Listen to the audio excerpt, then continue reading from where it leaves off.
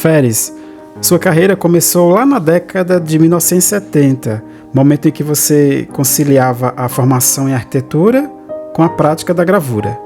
Então, de que forma essa interseção entre os dois campos moldou sua visão artística e influenciou o desenvolvimento do seu trabalho? Bem, na verdade, a formação em arquitetura me deu possibilidades, aliás, múltiplas possibilidades de conhecer arte, mesmo arquitetura, história, ter uma formação mais global.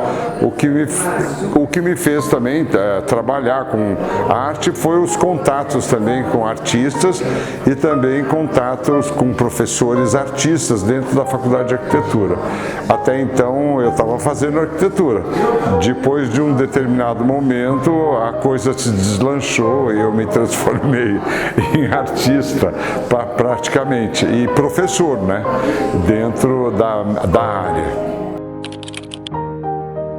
Falando nessa questão do convívio, você frequentou ateliês de artistas importantes como Renina Katz e Serge Fingerman.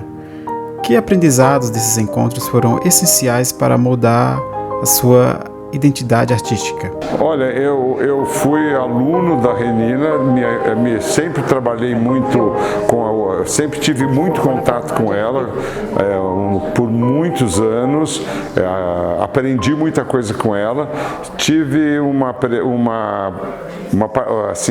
momento em que eu trabalhei no ateliê do Sérgio Fingerman e tive outras pessoas importantes que me auxiliaram, que assim contribuíram na minha formação, que foi o Rubens Matuque, Luiz Ivais, que são artistas, que contribuíram também na minha formação.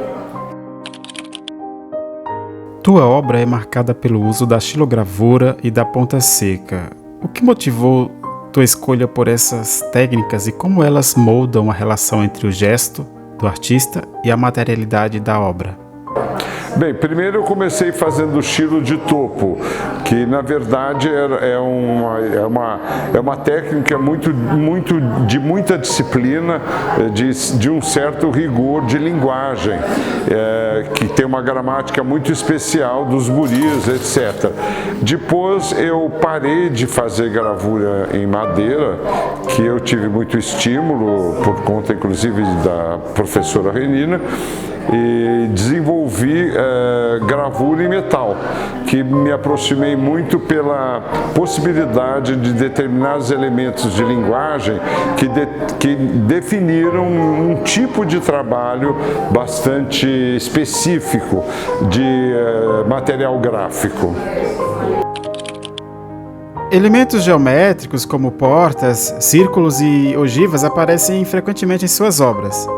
Esses elementos possuem significados simbólicos ou surgem como escolhas formais e intuitivas? Acho que são as duas coisas. Primeiro, que são escolhas formais que remetem a significados da arquitetura, do espaço. Na gravura, elas são quase planas, na verdade, elas são simulações, vamos dizer, de elementos arquitetônicos, mas controladas por uma gráfica bem negra, que é a ponta seca, que é uma técnica direta, promove, dando expressividade a esses elementos formais. A exposição explora o paradoxo das naturezas mortas que vivem e vibram.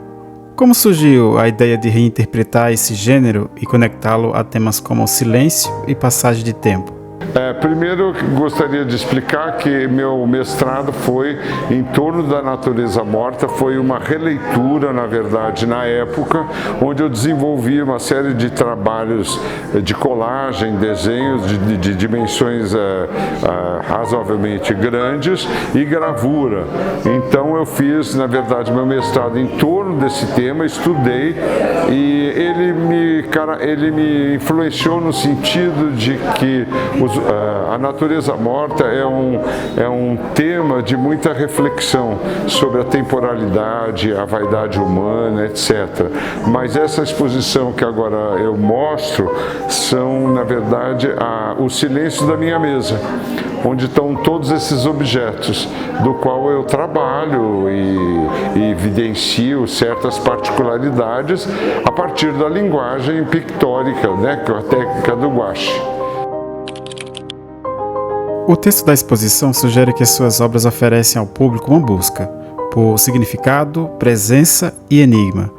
Como você entende esse aspecto da sua produção? O texto que o Rodrigo Silveira escreveu, ele parte de algumas ideias de um conjunto onde tem aparições dentro desses desenhos. Eles são presentes e são ausentes, ou tem apagamentos dentro da própria composição. Então o texto ele reflete muito essa relação, onde o tempo ele é dividido e é parado ao mesmo tempo. Em sua trajetória, você fundou a editora João Pereira e participou de diversas exposições importantes. Qual é o papel da gravura, tanto técnica quanto conceitualmente, em sua produção artística? Primeiro que a gravura para mim é bastante importante, sobretudo a gravura em metal, porque ela é um dos aspectos da minha natureza do trabalho. Ela tem uma contenção, ela é mais projetual, ela tem um começo, meio e fim que eu encaminho e que eu me organizo a partir de provas, de ensaios, etc, etc. A editora é uma editora fundada por um grupo de amigos, Luiz e Rubens Matuque, Roseli, que a gente fundou na época da faculdade, que também tentava revitalizar romanticamente, talvez, aspectos da tipografia, da gravura e do texto. Então a gente tem uma produção, na verdade, agora não muita, mas tem uma produção grande de livros, onde tem artistas, tem poetas, escritores e tem um projeto gráfico. Com uma trajetória consolidada na gravura e no ensino, como você enxerga o futuro da sua produção artística? Existe algo que ainda gostaria de explorar ou revisitar em sua carreira? Olha, é uma pergunta complicada pensar no futuro. Eu vou fazendo, eu vou experimentando, eu vou tendo as minhas dúvidas, vou trabalhando as dúvidas, tenho acertos, tenho erros, vou procurando novas respostas no meu imaginário. Eu tento fazer tudo dentro dos meus limites.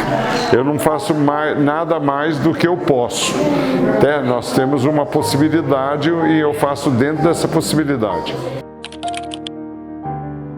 Sabemos que em São Paulo existiu o NUGRASP, um núcleo dedicado à gravura. Você teve alguma aproximação com esse grupo ou com outros clubes de gravadores ao longo de sua trajetória? Qual é a sua percepção sobre a importância dessas iniciativas na difusão da arte gráfica? Bem, a iniciativa de grupos de gravura é sempre importante, bacana. Eu acho que é estimulante para quem consegue utilizar, etc. Eu nunca participei de nenhum clube, exceto do Clube da Gravura, que já não tem mais, que é de um amigo meu, Rubens. Participei uma vez só. Mas é importante, todos esses eventos, todas essas organizações são, na verdade, guerrilhas que temos dentro da nossa sociedade cultural.